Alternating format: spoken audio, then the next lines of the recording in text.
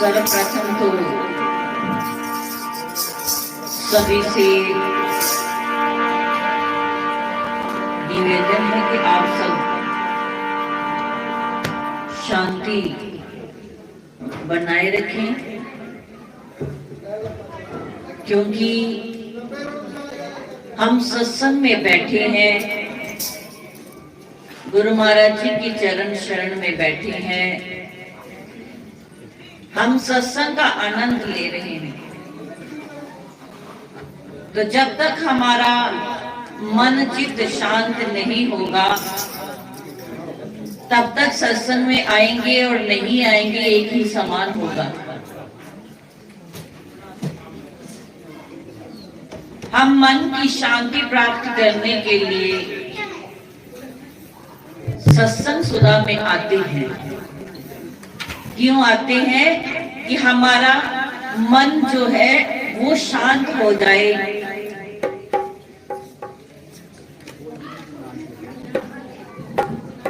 हमारे मन को सुकून मिले। जो संसारिक विषय विकारों में पढ़ करके मन का सुकून खोया पड़ा है, तो हम उस खोई हुई वस्तु को ढूंढने के लिए आते हैं। किसमें? सत्संग में। और सत्संग में भी आकर के अगर हम उसी ही अवस्था में रहेंगे तो हमें वो सुकून प्राप्त नहीं हो सकता।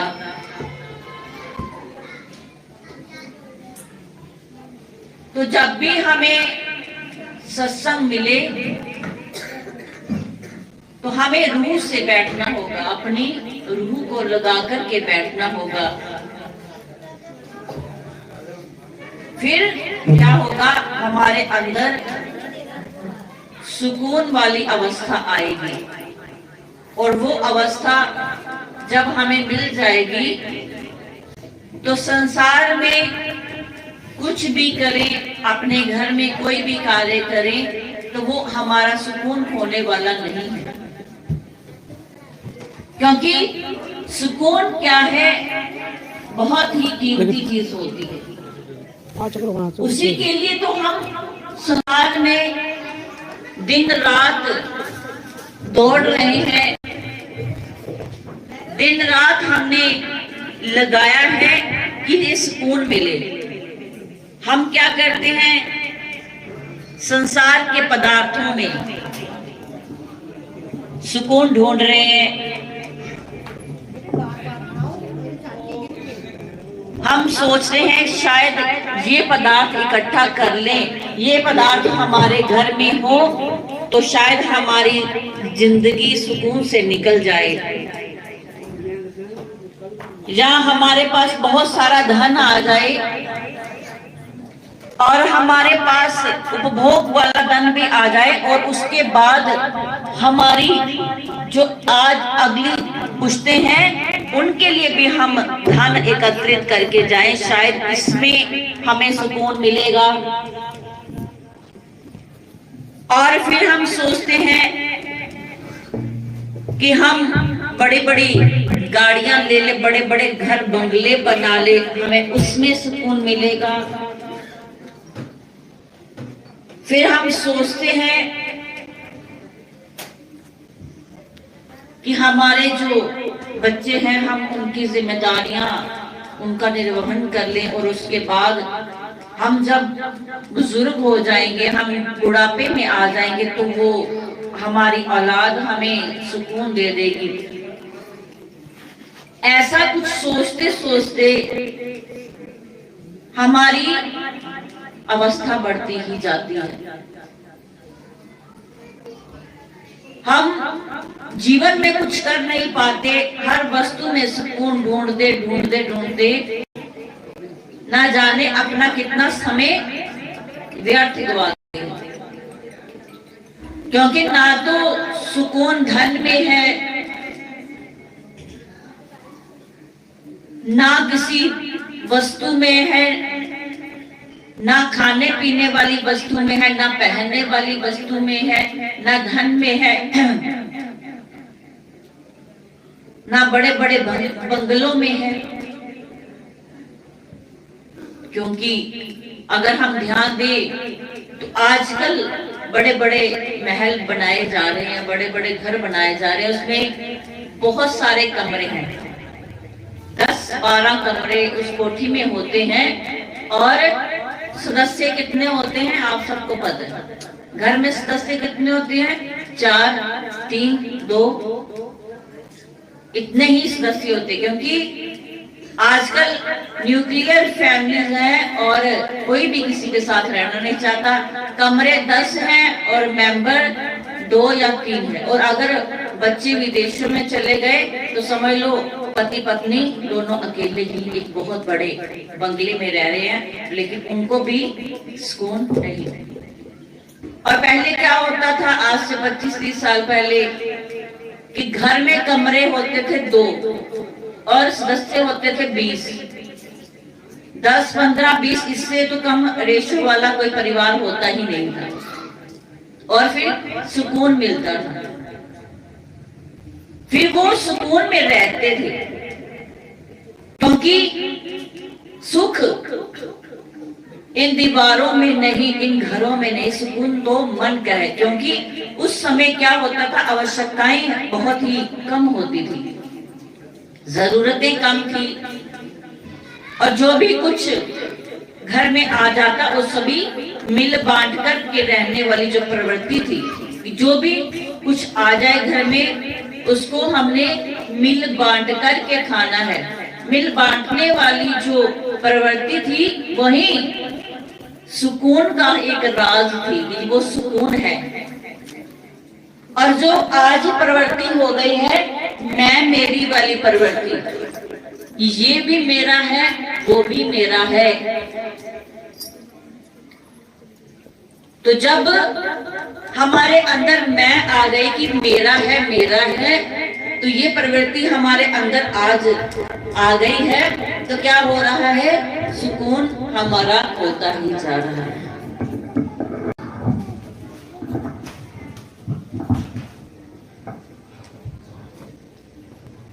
तो हमें चाहिए कि हमारी प्रवृत्ति ऐसी हो जाए, हमारी वृत्ति ऐसी हो जाए, तो क्या उसके लिए क्या करना होगा? उसके लिए अपने अंदर से ही आनंद सुकून ढूंढने का प्रयत्न करना चाहिए। हम बाहरी वस्तुओं में सुकून ना ढूंढ करके जब तक अपने अंदर नहीं झांकेंगे तब तक हम प्रसन्न नहीं। हम अपने ही कारण दुखी होते हैं और अपने ही कारण हम सुखी होते हैं। इंसान को कोई भी दुखी करने वाला इस दुनिया में हुआ नहीं, और ना ही उसे कोई सुखी कर सकता है, ना ही उसे कोई और दुखी कर सकता है। वो अपने आप से ही सुखी हो जाता है और अपने आप से ही दुखी हो जाता है। क्योंकि भगवान ने हर एक इंसान को एक शक्ति देकर के भेजा है, अपनी ही ऊर्जा देकर के भेजा है, कोई फर्क नहीं है। ईश्वर अंश जीव अविनाशी, चेतन अमल सहज सुख राशि। हमारे अपने अंदर ही उस भगवान का, उस परम शक्ति का अंश है जिसे हम समझ नहीं पाते, और फिर क्या करते हैं, इस संसार में आकर के अपनी शक्ति को भूल जाते हैं और दूसरों के हाथों का, हमारा जो कहते हैं हमारा रिमोट दूसरे के हाथ में हो जाता है। कोई हमें दुखी कर रहा है, कोई बटन दबा रहा है, हम रोने लग जाते हैं, कोई और बटन दबा दे हम हंसने लग जाते हैं। अपना रिमोट किसी और को जब पकड़ा देते हैं तो फिर क्या है, फिर इंसान स्वयं से ही परेशान है, वो कभी भी जिंदगी में सुकून नहीं ले सकता। क्योंकि हमने एक ऐसा अपेक्षित जीवन बना लिया है, हमारी जीवन शैली ही अपेक्षित है। मुझे इसने नहीं पूछा, मुझे उसने नहीं पूछा, मेरे बच्चे नहीं पूछते, मेरे फलाना नहीं पूछता, उसने मुझे ऐसा कह दिया। तो क्या होता है, इसी से ही दुखी रहते हैं। कोई सही बात भी करेगा तो भी हम कहेंगे कि उसने हमें ये कह दिया, क्योंकि वो हमारे अकॉर्डिंग बात नहीं थी जैसा हम चाहते हैं। हम दूसरे के मुंह से भी वैसा सुनना चाहते हैं जैसे हम अंदर से चाहते होंगे।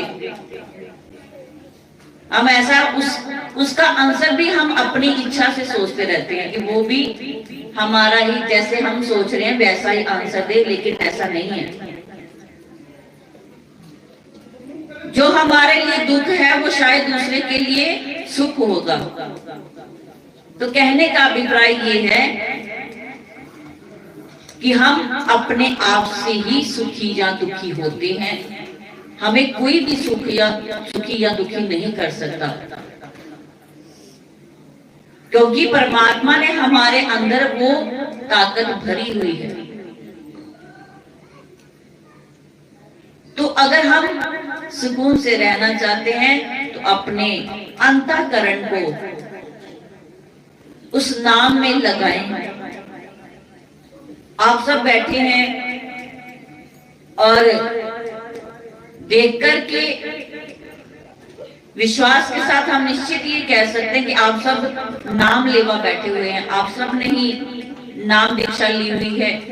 आप किसी न किसी स्थान से दीक्षित हो, लेकिन खुद हम स्वयं सोचे कि हमने जो दीक्षा ली है, हमने जो नाम लिया हुआ है, क्या हम उसका नाम जप कर रहे हैं, उसका सिमरन कर रहे हैं? हमारे सांसों की माला चल रही है कि नहीं चल रही? इसका निरीक्षण हमने करना है कि हम अपने श्वासों पर ध्यान दे रहे हैं कि नहीं दे रहे। श्वास श्वास सिमरो गोविंद, मन अंतर की उतरे चिंत। जो हमारे अंतःकरण की चिंताएं हैं, समस्याएं हैं, वो श्वास श्वास सिमरन से ही दूर होगी। लेकिन अगर हम अपने आप का निरीक्षण करें तो स्वयं ये पाते हैं कि हम भी कुछ भी नहीं कर पा रहे, हमने कुछ किया ही नहीं है। और देखो ये जीवन कितना तेजी से बढ़ रहा है, ये बढ़ता ही चला जा रहा है। समय के घोड़े हाथ में नहीं आ रहे, हम बहुत पीछे महसूस कर रहे हैं।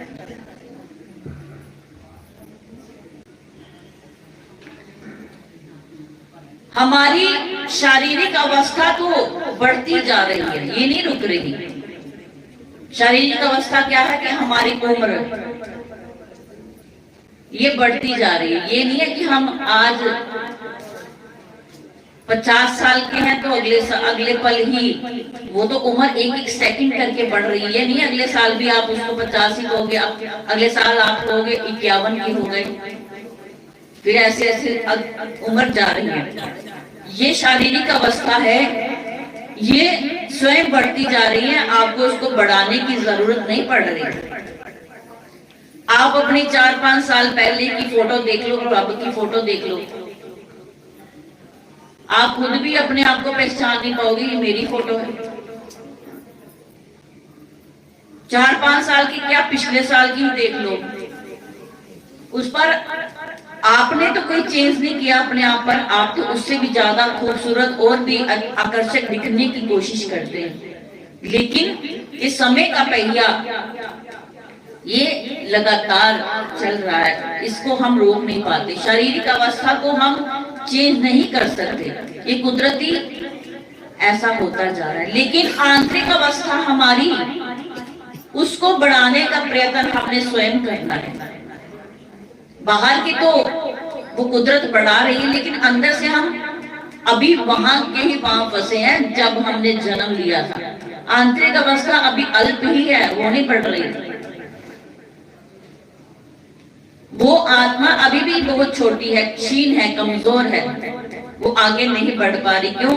क्योंकि उसे कोई खुराक मिल ही नहीं रही। तभी तो वो आंतरिक अवस्था भी आगे आगे बढ़ेगी कि नहीं बढ़ेगी। हम शारीरिक अवस्था में तो बढ़ते ही जा रहे हैं, लेकिन आंतरिक अवस्था में अभी वहीं के वहीं खड़े हो रह रहे हैं, तो उससे बात बनने वाली नहीं है। शारीरिक अवस्था और आंतरिक अवस्था, ये भी, इनको भी समान रूप से आगे बढ़ाना है। ये भी समान रूप से आगे बढ़ते जाएंगे तो फिर क्या होगा? तब हमारा अंतःकरण पवित्र होगा। और ये कैसे होगी? श्वास श्वास जब हमारा उस सिमरन में लग जाएगा, हमारे अंदर का मन का फिरने लग जाएगा। बाहर का मन का तो फेरते हैं, हम माला लेकर के बैठ जाते हैं और माला कहते हैं कि हमने माला कर ली, पाठ कर लिया। वो पाठ हमने बाहर का पाठ किया। कोई भी हम गुटखा पढ़ लेते हैं, कोई किताब पढ़ लेते हैं, जब मन का फेर लेते हैं, लेकिन वो और फिर जल्दबाजी में फटाफट अपना ज्योति जगाई, आरती की ना की, मत्था टेका। यही हमारा नित्य नेम है। संसारिक जीव है, इनका नित्य नेम यही है। आप सबको भी ये पता ही है कि इतना ही नित्य नेम करते हैं हम, और वो भी इतनी जल्दबाजी में। कहते हैं कि हमारे पास समय नहीं, ये है, बच्चे स्कूल जा रहे हैं, वो हो रहा है, और फटाफट अपना काम किया, फ्री हो गए। कहते कर का मन का डाल कर मन का फेर। जो हाथ की माला है उसको साइड में रखकर अगर मन का फेरेंगे, मन का मतलब अपने अंदर जो हमें नाम हमारे सतगुरु देव जी भगवान ने दिया हुआ है, अगर हम उसका मन का फेरेंगे तो बात बनने वाली है। हमारी आंतरिक अवस्था तब जागृत होगी, क्योंकि ये भी कुंभकर्ण की तरह सोई हुई है, और इसको उठाना ये खाला जी का बाड़ा नहीं, इसको उठाना बहुत ही मुश्किल है। और ये कैसे उठेगी? जब हमारा मन का चलेगा अंदर से, और फिर धीरे धीरे धीरे करत करत अभ्यास, जड़ मत होत सुजान, रसड़ी आवत जात है सिर पर पड़े निशान। प्राचीन काल में क्या होता था? कुएं पर जो पनिहारने वो जाती थी, और पहले कुएं से ही पानी निकाला जाता था, और उसके ऊपर टॉप पर एक पत्थर से शिला रखी होती थी, और फिर उसी के ही सहारे बाल्टी कुएं में जाती थी और फिर ऊपर आती पानी के लिए। तो क्या होता? बार बार रस्सी की रगड़ से, क्योंकि रस्सी आ रही है और फिर जा रही है, फिर कुएं में जाती है, फिर ऊपर आती है। ऐसी रगड़ के साथ वो शिला, जो इतना पत्थर क्या होता है, कितना मजबूत और कितना कठोर होता है, लेकिन रस्सी के आने और जाने से, अभ्यास होने से, क्योंकि सारा दिन वो रस्सी आती जाती है, तो क्या होता है? उस पर भी रगड़ पड़ जाती है। रगड़ से क्या होता है? निशान पड़ जाता है, पत्थर पर निशान। तो महान पुरुष कहते हैं करत करत अभ्यास जड़ मत हो सुजान, कि अभ्यास के होने से वो पत्थर भी सुजान बन जाता है, उस पर भी निशान बन जाता है। और ये जो मनुष्य है, ये तो प्रभु का अंश है, उस परमात्मा का अंश है।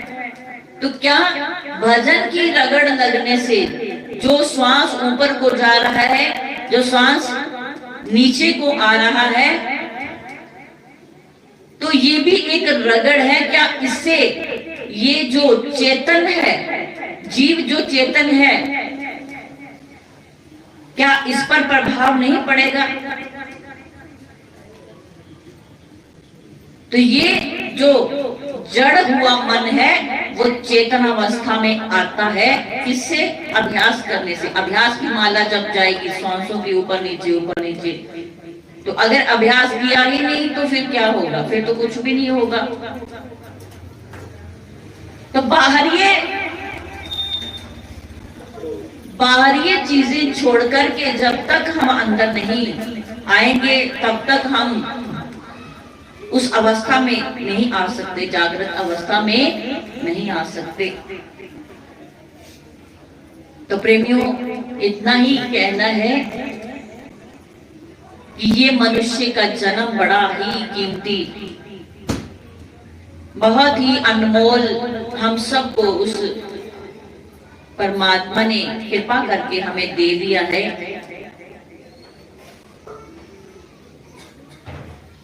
तो इसमें आकर के अगर हमें सत्संगत मिलती है, साधुओं की संगत मिलती है, सत्संग मिलता है, तो हमें सौभाग्यशाली अपने आप को समझना चाहिए।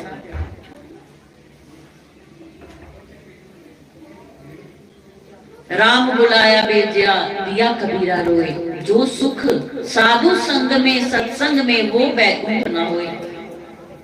तो महान पुरुषों ने भी ये डंका बजाकर के कहा है कि जो सुख, जो आनंद संगत में है, सत्संग में है, गुरु के चरणों में है, वो बैकुंठ में भी प्राप्त नहीं हो सकता। और हम कितने सौभाग्यशाली हैं कि हमें ये मनुष्य का चोला मिला है और हमें ऐसा अवसर मिलता ही रहता है कि हम संगत कर सके, सत्संग कर सके, अपने जीवन में कुछ धारण कर सके। हमें ऐसा मौका मिलता है, अपने आप को संवारने का, निखारने का मौका मिलता है। ये तो अवसर होता है। ये सत्संग जो होता है एक अपॉर्चुनिटी, जैसे आप कहते हो ना, संसार में एक अपॉर्चुनिटी है हमारा करियर बनने का, ये हमें एक अवसर मिला, मौका मिला। तो ये अपने अंदर को संवारने का, निखारने का हमें एक अवसर प्राप्त हुआ है, इसको व्यर्थ नहीं गवाना। तो बात शुरू हुई थी कि शांति से शुरू हुई थी ना, कि हम सत्संग में जब भी आए तो मन चित्त शांत करके बैठेंगे। तो इसीलिए शांत करके बैठेंगे कि हमें मौका मिला हुआ है। ये मौका कहीं हाथ से चला ना जाए।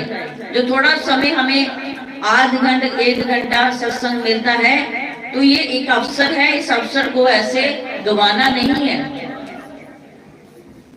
तो इस समय को सार्थक करना है। इसीलिए जब भी कोई ऐसी संगत मिले तो चित्त वृत्ति को एकाग्र करते हुए बैठे, ताकि हमें निखरने का अवसर मिले, हम भी अपने अंतःकरण को पवित्र कर पाए। तो इस परिवार को बहुत बहुत बधाई है, मारिया फैमिली को। कल से ही इनके पावन घर में पावन श्री रामचरितमानस जी का पाठ चल रहा था।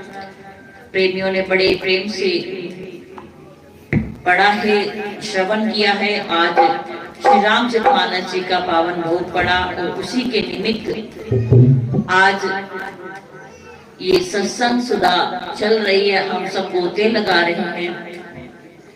इनके सुपुत्र कृष्णा, जिसका आज जन्मदिन है, बर्थडे है, तो उसको मनाने के लिए इन्होंने ये ऐसा कार्य रचाया। तो भावना इनकी शुद्ध है कि हमारा बच्चा, जिसको आशीर्वाद मिले, इसका जन्मदिन है, जिसको आशीर्वाद मिले, गुरुओं का आशीर्वाद मिले, गुरु महाराज जी का आशीर्वाद, सारी संगत का आशीर्वाद मिले कि इसके ऐसे संस्कार हो। इनके माता पिता ये कार्य हर वर्ष रच रहे हैं। क्यों? कि संस्कार ऐसे हों, हमारे बच्चे का जो भविष्य है वो अच्छे संस्कारों के साथ निर्मित हो, वो ऐसा संस्कारी हो कि जैसा माता पिता ने दिए हैं वो आगे बड़ा होकर के उसी संस्कारों पर चल करके अपने जीवन को लगाए। तो भावना बड़ी उच्च है इस परिवार की। विजय जी, प्रिया जी जो ऐसा भाव रखते हैं, अनन्य भाव रखते हैं गुरु महाराज जी के चरणों में। गुरु महाराज जी इनको बहुत सारा आशीर्वाद दें, इस परिवार को ऐसे ही कार्य करते रहें, सेवा में, सिमरन में, सत्संग में संलग्न रहे, यही शुभकामना करते हुए इस परिवार को आज के इस उपलक्ष्य की बहुत बहुत बधाई। और ये बेटा कृष्णा दीर्घायु वाला हो, स्वस्थ रहे और मस्त रहे और अपने जीवन को अच्छे अच्छे संस्कारों के साथ निर्मित करें, यही शुभकामना करते हुए बहुत बहुत बधाई। बोलो सच्चिदानंद भगवान की, बोलो श्री नगली निवासी भगवान।